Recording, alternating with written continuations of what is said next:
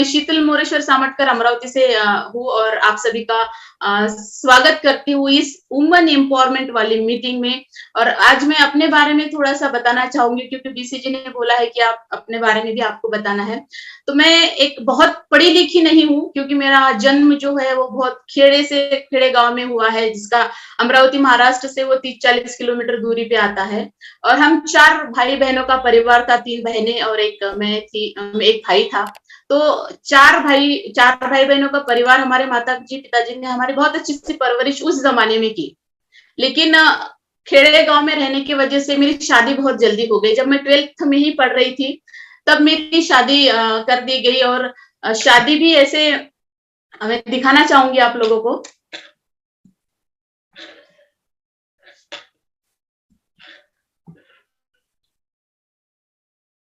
तो शादी भी 17 साल की, मात्र 17 साल की उम्र में मेरी शादी हुई। उसका कारण भी एक पंडित जी थे। एक पंडित जी ने मेरे पापा को बताया था कि भाई अगर इस लड़की की इस साल शादी नहीं हुई तो आने वाले 3 साल इसकी शादी का कोई मुहूर्त नहीं है। इस तरीके से वो पंडित जी ने मेरे पिताजी के दिमाग में वो बात डाली थी और उस वजह से मेरी शादी मात्र 17 साल की उम्र में हो गई। और शादी भी ऐसे आप देख सकते हैं क्योंकि हमारे दोनों की भी उम्र आप देख सकते हैं, बिल्कुल उम्र दोनों की भी नहीं थी। और सर जिस बैकग्राउंड से थे उस बैकग्राउंड की मैं बात आप लोगों को बताना चाहूंगी क्योंकि सर मिलिट्री में थे। आप देख सकते हैं जिस तरीके से शादी तो हुई, लेकिन शादी के बाद जिस व्यक्ति से मेरी शादी हुई वो व्यक्ति से मिलने के लिए मुझे महीनों इंतजार करना पड़ता था। उस व्यक्ति के साथ फोन पे बात तो बहुत कम होती थी। हफ्ते में एक बार संडे आता था और पूरा दिन उस व्यक्ति के फोन का मैं इंतजार करती थी। और हमारे बीच का जो दुआ था वो सिर्फ एक डाकिया था और डाकिया खत लेके आता था क्योंकि उस टाइम 96-97 की बात मैं आपको बता रही हूँ। 96 में मेरी शादी हुई और वो डाकिया का वेट मैंने मेरी जिंदगी में सबसे ज्यादा किया क्योंकि वो और कोई जरिया नहीं था। जब उस हमारी गली से वो घर के सामने से जाता था और मुझे वो लेटर नहीं देता था तो मुझे बहुत दुख होता था कि आज मेरा लेटर नहीं आया। और मैं उसका रोज 1:30 बजे से 4 बजे तक उसका रोज इंतजार करती हूँ। अगर आज सपने में भी भगवान के बाद अगर मैं किसी को देख पाती हूँ तो वो डाकिया मेरे सामने आता है। इस तरीके की लाइफ थी। आजकल तो बहुत सारा सोशल मीडिया अपडेट हुआ है, हम वन टू वन बात कर सकते हैं, बहुत कुछ था, लेकिन उस जमाने में ये सारी चीजें नहीं थी। और वो चिट्ठियां ही हम दोनों का एक दूसरे से मिलने का, हालचाल पूछने का वो एक जरिया हमारे बीच में था। और उसके साथ साथ इस तरीके की सर की जर्नी रही है। आर्मी में सर थे तो, लेकिन मुझे कहीं ना कहीं एक सौभाग्य की बात भी ये लगती थी कि एक ऐसे व्यक्ति के साथ में मेरी शादी हुई है जो किसी और के लिए, अपने देश के लिए कुछ कर रहा है। जब भी न्यूज अगस्त 26 जनवरी को लोग जो गाने गाते थे तो कहीं ना कहीं एक फीलिंग अलग से आती थी कि मैंने भी कुछ अच्छे कर्म किए होंगे जो मुझे ऐसे व्यक्ति के साथ रहने का मौका मिल रहा है। और साथ हम लोगों ने अपनी लाइफ को शुरू किया है। जिस तरीके से सर आर्मी में थे तो इधर 7-7 8-8 महीने नहीं आते थे। बहुत बहुत कुछ था बताने के लिए, तो बहुत कुछ है। लेकिन एक बार जिस तरीके से 98-99 की बात है, सर कारगिल में थे। मैं खास करके वो वाक्य आपको बताना चाहूंगी क्योंकि उस टाइम कारगिल की लड़ाई शुरू हुई थी और कारगिल में जब सर थे तो वो जो माहौल मैंने देखा कि एक व्यक्ति, रोज नई न्यूज आ रही है, कुछ लोग यहाँ के शहीद हुए, कुछ लोग वहां के शहीद हुए, और हम लोग बिल्कुल पागल की तरह न्यूज़पेपर देखते रहते थे कि हो सकता है ये खबर कहीं मुझे तो सुनने को नहीं मिले। एक ऐसा दिन, एक ऐसा मतलब मैं बताना चाहूंगी, दिन में भगवान का उपवास नहीं करती थी, व्रत नहीं करती थी कि हे भगवान, जो भी मेरे साथ है, जो भी मेरा परिवार है, ये सारा बना रहे। बहुत कुछ संघर्ष उस लाइफ में था। उसके साथ साथ कुछ ऐसे टाइम आया कि सर के साथ जाने का मौका मुझे मिला और वहां पे फिर एक और दूसरी लड़ाई छिड़ी। और उस टाइम वो लड़ाई तो हुई नहीं, लेकिन जो वातावरण वहां पे बन गया था, जिस तरीके से माहौल वहां पे बन गया था, उस वातावरण में हमने देखा कि किस तरीके से वहां की लाइफ होती है। एक आर्मी वालों को लोग हम उसकी इतनी इज्जत नहीं देते बाहर, क्या किस तरीके का वातावरण था। जिंदा लोगों के लिए वहां पे ऐसे खड्डे बनाए जाते थे कि अगर कोई अटैक हो जाता है, एयरफोर्स का कहीं अटैक होता है, क्योंकि हम पठानकोट उस टाइम पोस्टिंग में थे, तो वहां पे उनके रहने खाने का सारा सामान लेके उस परिवार वहां पे 2 दिन 4 दिन रहेगा, इस तरीके की उनकी व्यवस्था वहां पे की जा चुकी थी। क्योंकि हम फैमिलीज वहां पे रहती थी, तो फैमिलीज को यहाँ पे वापस भेजा नहीं, वहीं पे रखा, क्योंकि हालात उस तरीके से बन चुके थे। तो उस लाइफ को हमने बहुत संघर्ष भरा लाइफ, वो टाइम था हमारे जीवन का जो हमने जिया। जीवन में करना बहुत चाहते थे, क्योंकि मेरे सपने तो थे ही, लेकिन मेरे हस्बैंड के सपने बहुत ज्यादा थे। उनको एक अच्छी लाइफस्टाइल पसंद थी, उनको अपने परिवार के लिए वो बहुत सोचते थे, और जिस तरीके का उनका बचपन था, तो उन्हें ये लगता था कहीं ना कहीं मैं मेरे बच्चों को ये ना दूं, मेरे बच्चे कुछ अच्छे माहौल में, अच्छे वातावरण में रहे। उस तरीके के हमारे विचार चलते थे, बातचीत चलती थी, लेकिन कोई जरिया नहीं मिल रहा था। फिर शुरुआत हमारे जीवन में एक आरसीएम बिजनेस आया। आरसीएम बिजनेस आने से पहले मेरे पास मेरे 3 बच्चे आ चुके थे, 2 बेटियां और 1 बेटा। ये हमारे झांसी की फोटो है, मैं आपको दिखा रही हूँ। तो ये परिवार हमारा 5 लोगों का परिवार, और सास ससुर हमारे पास थे। 7 लोगों का परिवार लेके हम रह रहे थे। तो वो पैसों की दिक्कत बहुत थी, पैसों की दिक्कत बहुत थी, तो इस वजह से कुछ ना कुछ जीवन में करना चाहते थे, क्योंकि इतने सारे लोगों का परिवार पालना, मात्र 3,000 की तनख्वाह थी, और हमारे खर्चे पूरे नहीं होते थे। सोच रहे थे क्या करें, लेकिन कोई ऐसे, जिस माहौल में हम रहते थे वहां पे कहीं कुछ हम काम नहीं कर सकते थे, क्योंकि सिविलियन एरिया नहीं था, मिलिट्री एरिया था। वहां से बाहर निकलना हमारे लिए मुश्किल था, और कोई वहां अंदर आने के लिए भी कोई, वहां पे बहुत सारी तगड़ी सिक्योरिटी रहती थी, तो कोई अंदर भी नहीं आ सकता था। तो इसी दौरान हमें आरसीएम मिला, क्योंकि आरसीएम ऐसे मिला, सर एक ब्रिगेडियर के कमांडर के ड्राइवर थे, और सर जब उनको लेने जाते थे तो उनके बंगले पे एक व्यक्ति था जो सर को रोज चाय पिलाता था, और वो आरसीएम का डिस्ट्रीब्यूटर था। और जब भी सर जाते तो वो सर को आरसीएम के बारे में बताता कि 1500 रुपए दे देना, एक किट है, इसमें 3 कपड़े, ऐसे वो बातें बताता था, रोज बताता। 1 महीना हो गया, 2 महीना हो गया, वो सर को रोज बताता था। और सर को लगा कि भाई किसी दिन ये मैंने नहीं लिया तो ये मुझे चाय पिलाना बंद कर देगा, क्योंकि सर को चाय बहुत पसंद थी। तो उसने जो मेरी बेटी की फीस थी, वो फीस, मैंने आर्मी स्कूल में मेरी बेटी पढ़ रही थी उस टाइम, तो उसकी फीस थी 1500-1600 रुपए की, और वो फीस सर के पास हमने जमा की। बहुत महीनों में, हर महीने 300-400 ऐसे जमा कर करके वो फीस हमने जमा की थी, और वो सर के पास दी थी मैंने कि सर आप बेटे की फीस भर देना स्कूल में। और सर गए, और सर ने वो 1500-1600 रुपए उस व्यक्ति को दे दिए कि भाई ये मेरी, तू रोज रोज बोलता है तो एक बार का मैं काम खत्म कर देता हूँ, ये लो 1600 रुपए, 1500 की किट और 100 रुपए का सामान। ऐसे उस टाइम वो हमारे पास आया और हमारी आरसीएम में एंट्री हुई। बस वही तक हुई, और जब कोई, हमें पता नहीं था कि आरसीएम बिजनेस क्या है, ना उसने बताया ना हमें कुछ पता था। लेकिन जब कुछ दिन बीते और बेटी स्कूल से आई और उसके बुक में एक चिट मिली कि उसकी फीस नहीं भरी गई, तो मुझे लगा कि इसकी फीस क्यों नहीं भरी, पैसे तो मैंने दिए थे उसके पूरे, उसकी फीस क्यों नहीं भरी। तो फिर मैंने सर से पूछा, तब तक मुझे सर ने कोई बात नहीं बताई थी कि मैंने ये फीस कहाँ दी, क्योंकि उनको लगा कि ये फिर से डांट होगी या घर में झगड़ा होगा, तो उन्होंने वो बात नहीं बताई। और फिर जब पता चला कि बोले मैंने आरसीएम में ऐसे ऐसे ज्वाइन किया है, वो मुझे रोज आरसीएम बिजनेस बताता था। तो हर पत्नी को ऐसे लगता है कि अपने पति बहुत सीधा साधा है, उससे तो कोई भी उल्लू बना लेता है, और मुझे भी वैसे ही लगा कि इतना अच्छा फीस थी बच्चे की, हमने जमा की थी इतनी मुश्किलों के साथ, और ये बोल रहे कि मैंने 3 पैंट 3 शर्ट का एक आरसीएम बिजनेस है उसको ज्वाइन किया, और वो किट भी हमारे घर में नहीं आई थी, क्योंकि वो अगले वाले को भी नहीं पता था कि वो किट कहाँ मिलती है, क्या है, क्योंकि वो भी उसी एरिया में रहता था। तो जब हमने ये बात शुरू हुई, तब उसके 3-4 दिन के बाद उसने किट और 100 रुपए का सामान हमारे घर में आया, और उस किट को हमारे घर में आने के बाद हमारे घर में किट शुरू हो गई। किट इसलिए शुरू हो गई क्योंकि मुझे नहीं पता था आरसीएम बिजनेस क्या है, सर को भी नहीं पता था आरसीएम बिजनेस क्या है। बस हमें ये लग रहा था कि किसी ने हमको ठग लिया है 1500 रुपए देके, और वो किट को हमने लेके गुस्से से, वो ट्रंक होते हैं ना आर्मी वाले, उस ट्रंक में उसको फेंक दिया, उसको दोबारा निकाला नहीं 2-3 महीने तक। फिर वही, जब तक फीस नहीं भरी बच्ची की, तब तक सर को रोज ताने में मारती थी, और हमारे घर में वही किट की वजह से किट शुरू हो गई थी।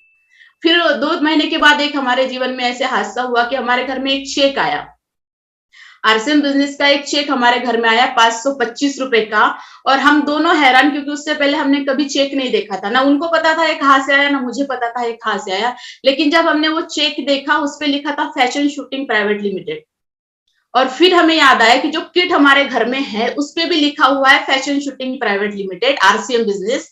तब जाके वो बक्से से हमने किट निकाली, उसको देखा, और फिर हमें पता चला कि ये इस बिजनेस की वजह से ये 525 हमारे घर में आए हैं।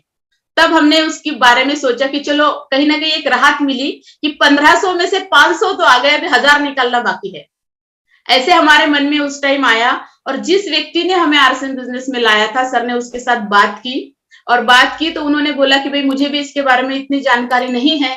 मेरे जो अपलाइन है और आज हमारी पूरी टीम के वो अपलाइन है डॉक्टर राजेंद्र सोनी, उनसे हमारी उन्होंने मुलाकात कराई। और उन मुलाकात में वो जब हमारे घर पे आए तो उन्होंने हम दोनों को बिठाया और आरसीएम बिजनेस का प्लान हमने पहली बार देखा।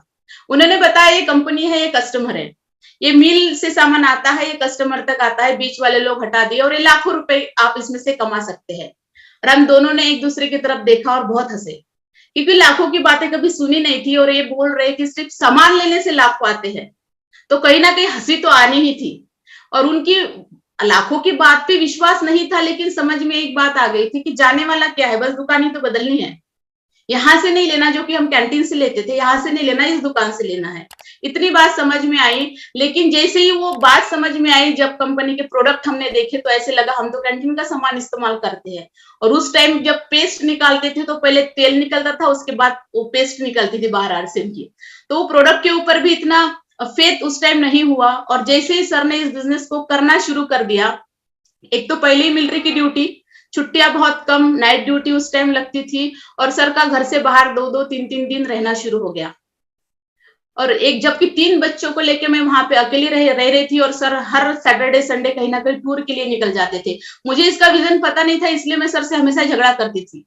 और एक टाइम तो ऐसे आया, मेरे दोनों बच्चे बीमार थे और मैं बच्चों को लेके हॉस्पिटल में गई। सर महाराष्ट्र आए थे बिजनेस करने के लिए, और वहां से आने के बाद अपलाइन के साथ जैसे ही उनको पता चला कि फिरोजाबाद में, फरीदाबाद में व्हाट्सएप का ट्रेनिंग सेशन है, तो वो मुझे ना बिना बताए ना कुछ वहीं से बैग उठाई और वो फरीदाबाद निकल गए अपने अपलाइन के साथ बिजनेस करने के लिए। उस टाइम मुझे बहुत गुस्सा आया कि जब बच्चे बीमार है, ऐसी एरिया में हम रह रहे हैं और इनको बिजनेस की पड़ी हुई है। तो मैंने उनको फोन पे एक ही बात हुई, अगर आपको ये बिजनेस करना है या तो आप इस बिजनेस को कीजिए या हमें छोड़ दीजिए, दोनों में से आपको एक आज चूज करना ही पड़ेगा, क्या क्या करना है। उसके बाद ना उन्होंने उस मीटिंग को भी नहीं छोड़ा और मुझे भी नहीं छोड़ा, बल्कि उन्होंने उसका एक बीच वाला रास्ता अपलाइन के माध्यम से चुना, क्योंकि अपलाइन सबकी बहुत स्मार्ट होती है। अपलाइन को उन्होंने ये सब बातें बताई कि सर घर से थोड़ी सी दिक्कत आ रही है, इस तरीके से मैडम मना कर रही है। तो अपलाइन बहुत क्योंकि उनके ऊपर भी ये सारे कुछ बातें हुई रहती है, तो उन्होंने बोला कि सर जब भी कोई नजदीक मीटिंग होती है ना, तो आप मैडम को उस मीटिंग में लेके जाइए। हो सकता है आपका विजन क्लियर है, मैडम का नहीं है।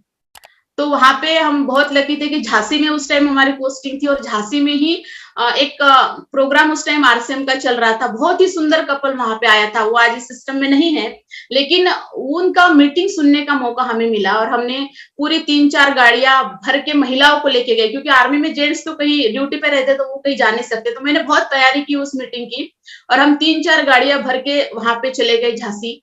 और जब झांसी गेट पे गए, उस टाइम टिकट का कोई रेशो नहीं था कितनी होनी चाहिए। तो जैसे ही हम गेट पे गए, वहां पे 90 रुपए टिकट बोलते जितनी भी महिलाएं गई थी वो सब पीछे चली गई, क्योंकि उस टाइम 90 रुपए बहुत बड़ी चीज मानते थे। और टिकट लेके मीटिंग में बैठना, तो सबकी सब महिलाएं पीछे चली गई। लेकिन हमने सोचा कि नहीं, जब इतनी दूर आए हैं तो हमने इधर उधर से कुछ जुगाड़ करके वो पैसे लेके टिकट भरी। और बहुत दर्द हुआ जब वो पैसे टिकट के हमने लोगों को दिए होंगे। आप लोगों को भी दर्द होता होगा जब आप किसी की टिकट भरते हैं मीटिंग में आने के लिए। तो हमें बहुत दर्द हुआ उस टाइम की, इतने सारे लोगों के पैसे हमने भरे।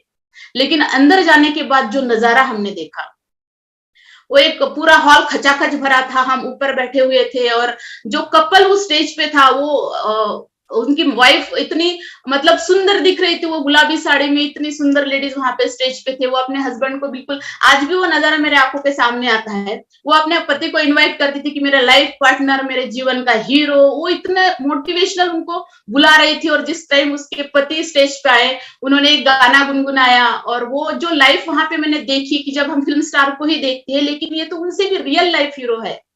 और उस टाइम मुझे वो बात क्लिक हो गई, और मैंने सोचा कि नहीं सर, बिजनेस तो अभी हमें भी करना है, क्योंकि वो आर्मी वाली एक जैसी लाइफ हमने नहीं जीनी है। हमने इस तरीके की लाइफ जीनी है जो एक कपल आज जी रहा है, और मुझे उस स्टेज पे जाना है। उस टाइम हमने इस डिसीजन लिया इस बिजनेस को करने के लिए। और फिर हमने ना दिन देखा ना रात देखा, बहुत मेहनत किया, इसमें बहुत मेहनत किया। उसी टाइम हमने इसका रिटायरमेंट ले लिया, क्योंकि वहां रह के हम इस बिजनेस को नहीं कर सकते थे। तो सर ने वॉलंटियर रिटायरमेंट वहां से ले लिया। और एक ही बात, हमारे पास कोई बैकग्राउंड नहीं था, ना खेती थी, ना परिवार में कोई था, जो भी करने वाले थे वो सही करने वाले थे। तो एक ही डिसीजन लिया, अगर करेंगे तो आरसीएम बिजनेस या तो करेंगे या तो मरेंगे, दो ही चीज हमारे साथ, कोई ऑप्शन नहीं था। जैसे वो सिकंदर की सेना बोलते हैं ना, बोल देता है या तो करना है या तो मरना है, वो पीछे के सारे पुल तोड़ देता है। उसी तरीके से हमारे पीछे के पुल हमने तोड़ दिए थे, या तो करना है तो आरसीएम बिजनेस, क्योंकि दूसरा और कोई चारा हमारे पास करने के लिए नहीं था। छोटे छोटे बच्चों को लेके हमने सर्विस छोड़ के फुल टाइम आरसीएम करने का डिसीजन लिया। हो सकता है उस टाइम वो डिसीजन हमारा गलत था, लेकिन वो जुनून था, इस बिजनेस के प्रति उतना विश्वास हो गया था। और मात्र 2800 रुपए की पेंशन से हमने इस बिजनेस में शुरुआत की और बहुत काम किया। उस टाइम आरसीएम में कॉटन की साड़ीज आती थी बहुत, और उस साड़ीज पे मैंने बहुत काम किया। इतनी साड़ी सेल आउट की कि उस साड़ियों की वजह से ही मेरा 30-40 हजार का परचेस वैल्यू उस टाइम हो जाता था। तो बहुत अच्छी इनकम हमने लेनी शुरू कर दी आरसीएम में। और जैसे ही उस परिस्थितियों को, जो परिस्थितियां पैसों को लेके चैलेंजेस हमारे सामने आ रहे थे, उससे थोड़े थोड़े कम होने शुरू किए। हमने रॉयल्टी की फर्स्ट टाइम, रॉयल्टी के बाद कुछ थोड़ी बहुत इनकम आई। उसके बाद हमने टेक्निकल किया, और टेक्निकल जिस महीने में हमने क्वालिफाई किया, उस महीने में ही आरसीएम बिजनेस के ऊपर, वो जो सबको पता है क्या हुआ था 2011 की बात, तो उस टाइम आरसीएम बिजनेस को बंद हुआ। और उसी टाइम हमारा उस महीने का चेक 88,000 का था। और पहली टाइम हमने उतना इनकम आरसीएम से एक महीने में देखा था, और वो कमीशन आने में हमें बहुत टाइम लगा, क्योंकि वो सिस्टम साइट बंद हो चुकी थी, सिस्टम बंद हो चुका था। लेकिन ये था कि भाई अगर ये नहीं चल सकता तो कुछ भी नहीं चल सकता। उस टाइम इस तरीके के हमने बहुत सारे मीटिंग्स भी किए, महिलाओं को लेकर बहुत सारी जगह पे मीटिंग की, छोटी छोटी होम मीटिंग की, 1-to-1 किया, बहुत सारा वर्क किया। और जब आरसीएम बंद हुआ, उस तरीके में भी हमने ये डिसीजन लिया, अगर आरसीएम जैसे बिजनेस नहीं चल सकता तो दुनिया में कुछ नहीं चलेगा। बहुत सारे हमारे पास अपॉर्चुनिटी आई, लेकिन हमने वही एक डिसीजन लिया, करेंगे तो आरसीएम, नहीं तो नहीं करेंगे। हमने आरसीएम के लिए उपभोक्ता संघ बनाया, पता नहीं हर एमएलए के साथ मिले। उस टाइम हमारी प्रतिभाताई पाटिल महाराष्ट्र की थी, हमने उनको भी ज्ञापन दिया कि हम इस सिस्टम में काम कर रहे हैं, इस तरीके से ये सिस्टम को गवर्नमेंट ने बंद किया है। बहुत सारी तकलीफें उस 1-1.5 साल में हमने झेली, क्योंकि सर उस टाइम पूरा घर पे नहीं रहते थे, वो जयपुर धरने पे है, कहीं दिल्ली में है, जंतर मंतर पे है। तो ये पूरा नजदीक से हमने देखा। लेकिन एक बहुत दृढ़ विश्वास आरसीएम के ऊपर हमें था कि अगर चलेगा तो आरसीएम बिजनेस ही चलेगा, वरना दुनिया में कोई और नेटवर्क मार्केटिंग नहीं चल सकती। और हम करेंगे भी तो आरसीएम ही करेंगे, ये हमारा बिल्कुल दृढ़ निश्चय था। क्योंकि हमारी अपलाइन हमारे साथ में थी, जिस टाइम आरसीएम बंद भी था तो भी हमारे अपलाइन ने हमें बहुत सपोर्ट किया, फोन करके बात करके, नहीं बिल्कुल शुरू हो जाएगा, ये हो जाएगा, मतलब उन्होंने मोटिवेट किया। और हम सोच रहे थे हम ही सबसे दुखी थोड़ी है, करोड़ों लोग है, जो टीसीजी है, जो हमारे लिए इतना सारा काम कर रहे हैं, बीसी सर है, इन सबको हम न्यूज देखते थे तो कहीं ना कहीं एक मोटिवेशन मिल जाता था कि नहीं पक्का ये शुरू होगा। और वो दिन आया और आरसीएम बिजनेस दोबारा से एक गाइडलाइन के साथ शुरू हुआ। और वही दिन हमारे लिए बहुत महत्वपूर्ण था। हो सकता है हमने पिछले टाइम में क्या किया क्या नहीं पता, लेकिन जब दोबारा से शुरू हुआ, तो जब बोलते हैं ना, जब कुछ भी बुरा होता है तो वो अच्छे के लिए होता है, वो हमारे साथ हुआ। जब दोबारा आरसीएम शुरू हुआ तो हमने फिर से जीरो से बिजनेस को शुरू हुआ, क्योंकि सबका बिजनेस जीरो हो चुका था, पूरी टीम चली गई थी। लेकिन विश्वास था कि हम टीम को दोबारा से खड़ा करेंगे। और फिर हमने डेडिकेशन के साथ फिर से 1 साल में स्टारबल की अचीवमेंट पे फिर हम आए। नागपुर में हमारा बहुत बढ़िया सेलिब्रेशन हुआ, बहुत सारे संघर्ष आए। फिर उसके बाद ये सारा का सारा माहौल आप देख सकते हैं, किस तरीके से सानिया मिर्जा जी के साथ बात करने का मौका मिला, मिलने का मौका मिला। इस तरीके से मीटिंगे हम लोग करते थे, तो क्या नहीं दिया, फ्लाइट में जाने का मौका आरसीएम की वजह से हमें मिला। ये सारे के सारे अचीवमेंट आप देख रहे हैं, ये सभी कुछ आरसीएम की वजह से मिला। एक सपने पूरे करने का एक माध्यम हमें मिला। मनीषा मिश्रा जी के साथ बहुत ही पर्सनली उनसे बहुत कुछ मैंने सीखा अपने लाइफ में, कि एक लेडीज को किस तरीके से रहना है, बहुत कुछ सीखने के लिए ये बिजनेस में है। और मैं इस सिस्टम में मनीषा मैम का भी बहुत बहुत धन्यवाद करना चाहूंगी, क्योंकि मैंने उनसे भी बहुत कुछ अपने लाइफ में बातें सीखी है। तो ये एक मेरे लिए बहुत प्राउड का मोमेंट है, जब मैं इस तरीके से टीम के साथ हम लोग काम करते हैं। तो ये जो सिस्टम हमें जो दिया है इस सिस्टम में, उसकी मैं तुलना नहीं कर सकती, क्योंकि सिर्फ अगर मैं आरसीएम बिजनेस नहीं करती या और भी कोई काम करती, तो ये सारी जो अचीवमेंट आप आज देख रहे हैं, जितना भी मैं पीछे करूँ, ये सारी की सारी अचीवमेंट, ना मैं आज तक फ्लाइट में बैठने का मौका मिलता, ना इस तरीके से सानिया मिर्जा जी के साथ कभी मुझे मौका मिलता, या इस तरीके से लोगों से बात करने का, मोटिवेशनल स्पीच देने का, बात करने का, अपने सिस्टम को बताने का मौका मुझे नहीं मिलता, या मेरे सिर्फ परिवार के और अड़ोसी पड़ोसी के सिवा मुझे कोई नहीं जानता, लेकिन एक पहचान दी है आरसीएम बिजनेस ने। तो इस तरीके का ये सारा का सारा सिस्टम आप लोगों के सामने है, और इसको हर महिला कर सकती है।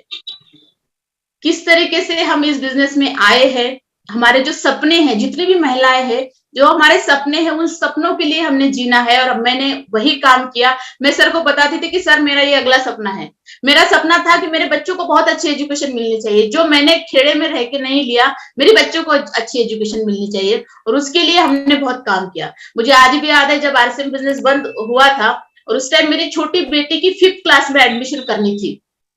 मात्र 8,000 रुपए हमारे पास उस टाइम नहीं थे, कोई गोल्ड हमारे पास नहीं था, कुछ भी नहीं था, क्योंकि सारा का सारा पैसा हमारा पहले लग चुका था। और 8,000 रुपए की, क्योंकि वो स्कूल ऐसी थी, अमरावती की बहुत अच्छी स्कूल, होली क्रॉस माना जाता है उस टाइम पे, तो उसको वो टाइम देते थे कि 2 घंटा के अंदर ही आपने आपकी बच्ची की फीस अगर आप भरते हैं तो एडमिशन होगा, अदरवाइज आपका एडमिशन नहीं होगा। और सर को मैंने बोला कि देखो, एक बेटी को तो हम वहां पढ़ा रहे हैं, दूसरी को भी मुझे वही पढ़ाना है, और उसके लिए मुझे 8,000 रुपए चाहिए, मुझे नहीं पता आप कहाँ से लाएंगे, क्या करेंगे। तो सर ने उस टाइम सूरत में 3 दिन तक, हमारे पास वो इंडिगो सीएस गाड़ी थी उस टाइम, और सर क्योंकि कमांडर के ड्राइवर थे, तो गाड़ी चलाना उनको बहुत अच्छे से आता था, तो उन्होंने 3 दिन तक रात दिन सूरत में गाड़ी चला के, जिस टाइम मुझे वो फीस भरनी थी, 8 बजने से 5 मिनट पहले सर घर पे आए। सर ने मेरे हाथ पे 8,000 रुपए रखे, बोले ये ले और बच्ची की फीस भर दे। तो वो दिन भी हमें याद है कि किस तरीके से हमने इस बिजनेस को जिया है, सपनों के लिए हमने इस बिजनेस को अपने जिया है, और मैंने मेरे बेटी की एडमिशन की, और मुझे बहुत फक्र होता है कि ये सोच हमें आरसीएम बिजनेस ने दी। ये हमारे अपलाइन की वजह से, या इस सिस्टम की देन में समझो, या ये जो कमिटमेंट लेवल हमारा है उसकी वजह से भी हो सकता है। तो ये सारे सपने देखने की जो ताकत महिलाओं में है, वो और किसी में नहीं है, क्योंकि मेरा सपना था कि मुझे मेरी बेटी को वहीं पे पढ़ाना है। आज भी मैं बोलती हूँ कि मुझे ये चाहिए, वो बातें मुझे वो नहीं चाहिए, जो बातें मैं अपनी टीम के लिए आज देना चाहती हूँ। मेरे पास तो जो है भगवान ने दिया बहुत कुछ है। जब शादी हुई थी तब साइकिल पे आती थी, और जब अभी ड्यू टू आरसीएम बिजनेस मेरे पास ये 4थी गाड़ी है, और पिछले 2 साल पहले मैंने इसको ली, और अगले साल का नई गाड़ी का मेरा टारगेट भी है।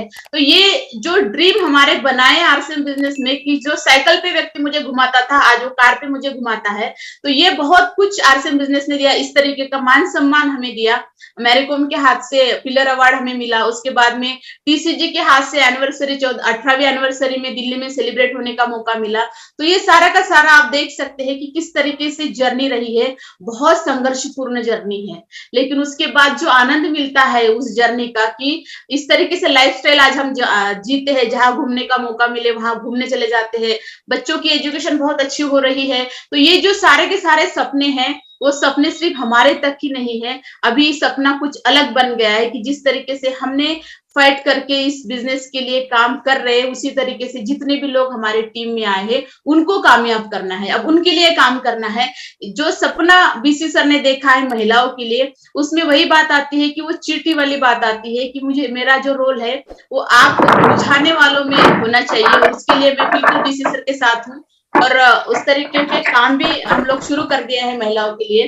तो बहुत बहुत अच्छा लगता है, बहुत अच्छा लगता है इस सिस्टम को जीने का। एक मतलब एक हमें मौका मिला है इस बिजनेस के साथ जीने का। नहीं, अगर नहीं होते आज आरसीएम में, तो मुझे नहीं पता आज हम कहाँ पे होते। वही एक छोटा सा घर होता, वही जिला परिषद में बच्चे पढ़ रहे होते, उसके साथ साथ एक ही गाड़ी अगर हम लेते तो जिंदगी भर वही गाड़ी हमको चलानी पड़ती, और ना कहीं घूमने का सपना बनता, ना कहीं कुछ। लेकिन ड्यू टू आरसीएम बिजनेस ये सारे के सारे सपने हमारे पूरे हुए हैं। तो मैं फिर से बहुत बहुत धन्यवाद देना चाहती हूँ मेरे मिस्टर मोरेश्वर सामटकर का, सोनी जी का, अत्रि जी का, और मेरे बच्चों का खास करके इसमें बहुत बड़ा रोल है, क्योंकि जब भी हम फील्ड में जाते हैं तो हमारे परिवार अगर उसमें शामिल है। मेरी सासू माँ आज उस दुनिया में नहीं है, लेकिन उन्होंने मुझे बहुत सपोर्ट किया।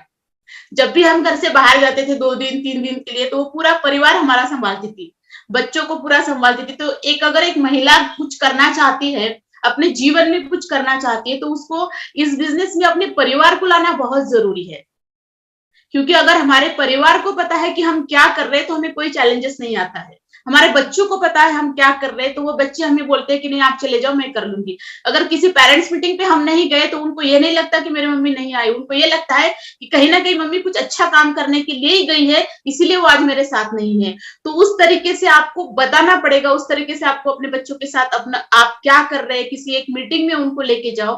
तो ये सारा का सारा पारिवारिक बिजनेस हमें, अगर इसको महिला खास करके, पुरुषों को ये चैलेंजेस नहीं आती, लेकिन जब अगर हम महिला हैं तो महिला इस बिजनेस में अपने परिवार को शामिल करना हमारा परम कर्तव्य बनता है, क्योंकि जो भी आज हम काम कर रहे हैं अपने परिवार के लिए ही तो कर रहे हैं। अगर परिवार को उसमें शामिल नहीं कर पाते तो हम बहुत ऊंचाई पे इसको नहीं लेके जा सकते हैं। तो बहुत बहुत धन्यवाद सर, आज आपने मुझे मौका दिया बात करने का, क्योंकि